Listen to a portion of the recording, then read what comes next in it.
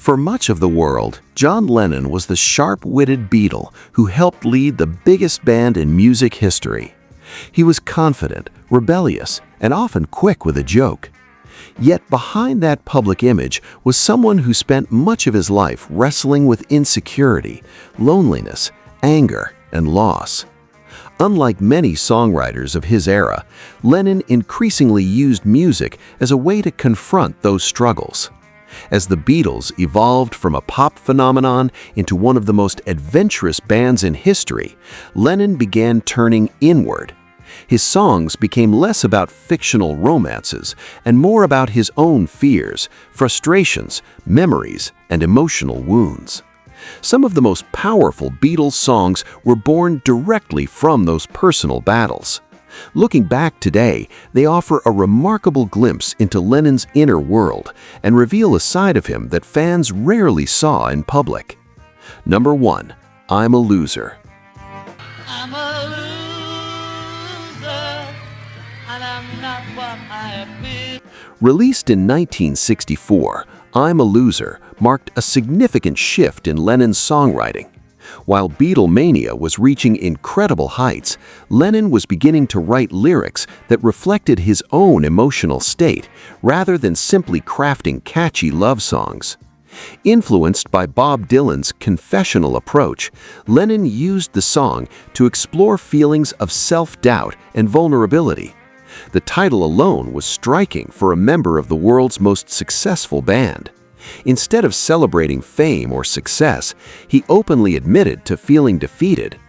Years later, Lennon described the song as one of the first times he genuinely wrote about himself.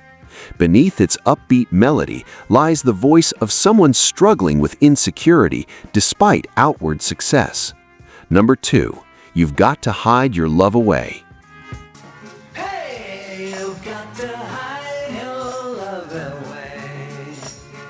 By 1965, Lennon was becoming increasingly interested in more introspective songwriting. You've Got to Hide Your Love Away reflected that change perfectly. The song's folk-inspired arrangement and melancholy atmosphere stood apart from much of the Beatles' earlier work. Its lyrics paint a picture of isolation, disappointment, and emotional concealment. While interpretations vary, many listeners have long viewed the song as an expression of Lennon's sense of alienation. At a time when millions of fans idolized him, he was beginning to feel trapped by the expectations surrounding his public image. The result was one of the most emotionally vulnerable recordings the Beatles had released up to that point. Number 3. Help. I need somebody help, not just anybody help. Few Beatles songs are as directly autobiographical as Help. When it was released in 1965, many listeners heard it as another energetic pop hit. Lennon himself later revealed something very different. According to him, the song was a genuine cry for help. The pressures of fame, constant touring, and the overwhelming chaos of Beatlemania had left him emotionally exhausted. He felt lost and increasingly disconnected from the confident young man he had once been. Lines about needing somebody and feeling less self-assured were not fictional. They reflected exactly how Lennon felt at the time. What appeared on the surface to be a cheerful hit was actually one of the most honest songs he had ever written. Number 4. Nowhere Man.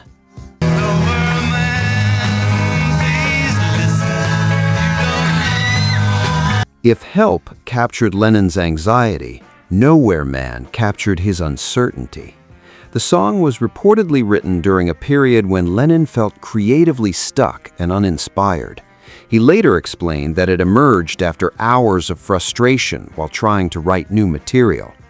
The character in the song seems detached from the world, unsure of his purpose and unable to find direction. Although Lennon wrote in the third person, many observers saw the song as a self-portrait. For perhaps the first time, Lennon openly examined feelings of aimlessness and existential confusion. The result was a song that resonated with countless listeners facing similar doubts in their own lives. Number 5. Strawberry Fields Forever. Get hung about strawberry fields forever.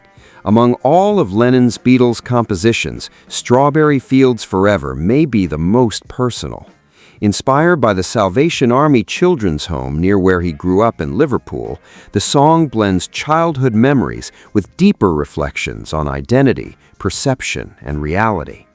Rather than offering straightforward answers, Lennon embraced uncertainty.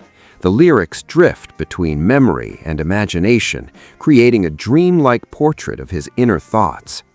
Many fans and critics view the song as Lennon's attempt to revisit his childhood while exploring feelings of being different from those around him. It remains one of the most revealing windows into his mind. More than half a century later, it still stands as one of the greatest achievements in the Beatles' catalog. Number 6, Getting Better. It's getting better all the time. I used to get mad at my... Although Paul McCartney introduced the song's central optimistic idea, Lennon contributed some of its most memorable and revealing lines. In Getting Better, he acknowledged aspects of his past that he deeply regretted. Most notably, he referenced the anger and cruelty that had affected some of his early relationships. The honesty was startling. Rather than presenting himself as a hero, Lennon confronted uncomfortable truths about his own behavior. His contributions transformed the song into more than a simple message of optimism. It became an acknowledgement that personal growth often requires confronting mistakes and accepting responsibility for them. That willingness to examine his flaws would become a recurring theme throughout the rest of his career. Number 7, I'm So Tired. I'm so tired. I don't know what to do. Recorded during the sessions for the White Album, I'm So Tired is one of Lennon's rawest and most relatable songs. The track was inspired by the insomnia and mental exhaustion he experienced while staying in India with the other Beatles. Unable to sleep and struggling with frustration, Lennon poured those feelings directly into the lyrics. Unlike many Beatles songs filled with symbolism and wordplay, I'm So Tired is remarkably straightforward. Every line communicates weariness, irritation, and emotional fatigue. Its honesty is precisely what makes it so effective. Listeners can almost hear Lennon's exhaustion in every vocal performance. Number 8, Julia.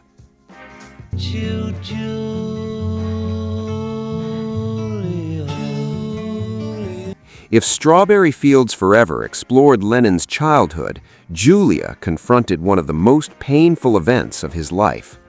Lennon's mother, Julia, died after being struck by a car when he was just 17 years old.